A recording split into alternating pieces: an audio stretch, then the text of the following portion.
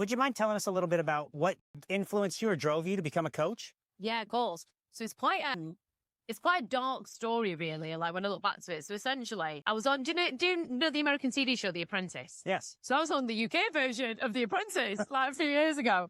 However, right, if you can imagine what I had to do, I had to create a business plan, right? So I had a fashion brand.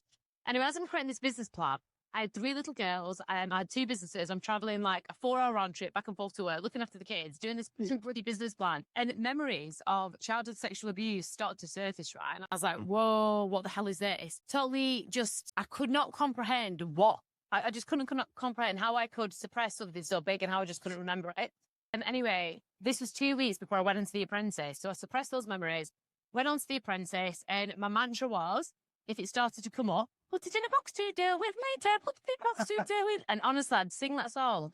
And if anybody's listening to this, you've ever been through anything like that or any sort of past trauma, the worst thing you could do is put it in a box to deal with later, because it comes out as anxiety, it comes out as self-doubt, it comes out as physical pain. Yeah. It shows up in different ways that is easier for us to process the emotions that we're suppressing. So that happened. And then a few months after I came out of The Apprentice and I met my husband-to-be, and then my ex-partner died from suicide, right? And then a month after he died from suicide, me and my partner, we had a miscarriage. Now, that was literally the icing on the cake. So for me, I've always been a believer in the universe. Now I truly believe in God. But I could not comprehend how all of this stuff could happen to me, because I couldn't comprehend how it happened to me. However, that was the driving force to get into self-development, get into coaching, get into transformation, because I wanted to make sure that my 3 little girls wouldn't hold on to the death of their father and make it mean something that it didn't mean. And through going through just like training and absolutely everything, reading peer-reviewed studies, learning about self, I learned about the brain, I totally transformed my life and my kids' life. And I was like, oh my God, I need to teach this to people, because I grew up thinking I was a naturally anxious person.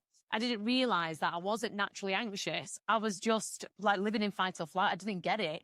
And when I'm no longer when I no longer feel that anxiety, I was like, right, if I don't feel this, but I believed I was naturally anxious, and that was part of my identity, my character. I need to know other people aren't like this.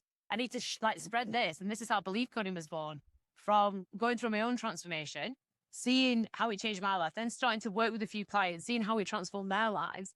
And then, just having a purpose to create a movement to show people you're not your feelings, you're not your thoughts.